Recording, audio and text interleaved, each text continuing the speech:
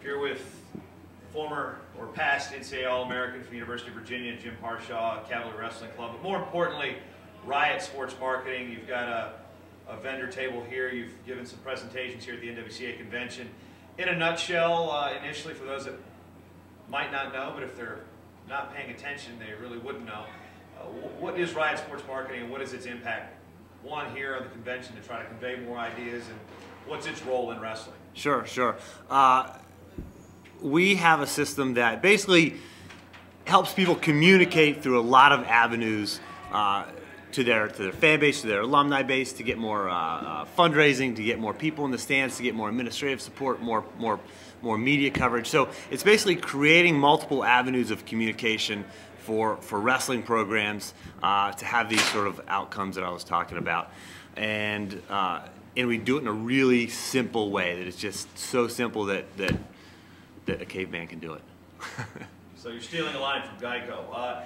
For example, if a team signs up, not to give out your entire product here, but maybe to entice, there's a product, say a team signs up and uses your services, what's the first thing you're going to do?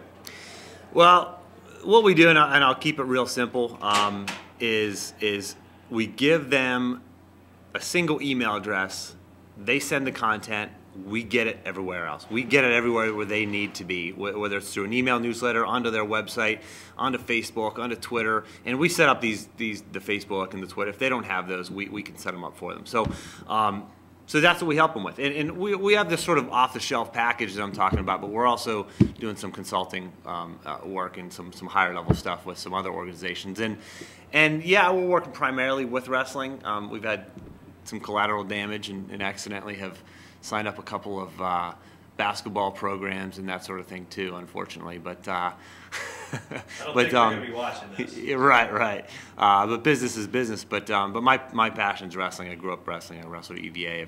I've been a coach, and I am a coach really still at the Cavalier Wrestling Club. So I mean, I'm a coach. I know what these coaches are going through. I know what they need to do. I know that they don't have the hours to put into a marketing campaign. So I just keep it simple, and I coach them each week on sort of how to implement this. Isn't it important, though, for a coach, even if you're doing a lot of work, is to be involved in knowing, for example, they use Riot, they still should know what's going on. And what's the role there to say, keep the coach educated, because they need to do some Facebook, Twitter updates. They need to be engaged. Is that part of your program, is teaching them how to do it as well, and their engagement and their fan base? Yeah, I mean, they're creating the content, and they're sending me the updates in the news and the results and the information about the upcoming fundraiser or social or results. One of the wrestlers just did a great job at some of their events. So they're giving me the information, but it goes back to sort of the NWCA model and philosophy of the coach as the CEO, the coach as the small business owner,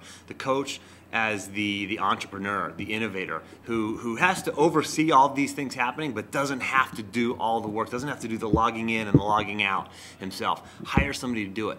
Leverage yourself so you can do more with yourself, because as wrestling coaches and wrestling people, we like to do it all ourselves. We stepped out on the mat, we trained ourselves, and we kind of have this individualism mentality, but when you leverage yourself, you can get a lot more done and be a lot more successful. And that's in the business world, it's in the coaching world as well. So when you first set this up, what was the intent? You've explained what the program is and how it works, but what's the general intent behind it?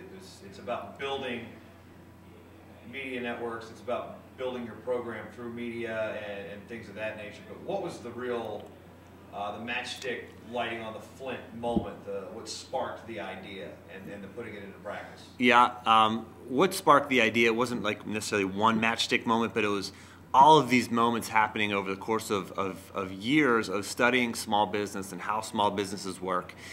And in reading these business books, and I sort of have my top three, my summer reading list that I've given people being the E-Myth, the 4-Hour Work Week, and How to Win Friends and Influence People. And I've had a lot of people call me and email me telling me they're reading these 3 books. But these are the best 3 books that any coach should read. But anyways, through reading books like these and a lot of other books, Duct Tape Marketing and Built to Last, and these great sort of popular business books that that really give you practical information that you can implement and tactics that you can implement in your business. Well, they apply directly to coaching. You know, whether you need the marketing or the funding, let's say, or the participation or the media coverage. If you need those things or not, these are going to help you be a better CEO, be a better leader of your organization, getting more done. And the one quote, and my favorite quote, is from that book Built to Last, where they say, for businesses, profit is like oxygen. It's required for success. It's necessary, but it's not the point of life. So you don't, you know, and what is profit as far as a wrestling program or any sports program is concerned? Profit is, you know, we kind of say it's winning. You know, that's profit. But there's a lot more that your program should be built upon, because you're not always going to win. In business, you're not always going to have tremendous profit. So what else? What's your vision? What are you really doing? What good are you doing in the world? And that's what companies like Ford and Hewlett-Packard and Sony, that's what they're built upon. And that's what any wrestling or sports organization should be built upon as well, is things outside of just winning. Because if you're in it just to win, you're going to get burnt out because, man, you're not always going to win. There's got to be a greater vision there. And as far as the NWCA is concerned with the Leadership Academy, some of the traits that they're working with that academy is kind of the same thing you've echoed with Riot Sports Marketing. Where can the sport of wrestling use you as a maybe 20-second explanation of why is Riot important, why is wrestling important? Riot is important because we give the individual program a means of creating a stronger program through and having a more educated and involved fan base, through having fewer communication breakdowns with their, you know, even their parents in their close community, through having stronger fundraising, a stronger donor base, through having better administrative support. And these are higher participation rate for high schools. And these are all things that we need and that we want, and it's all achievable through marketing.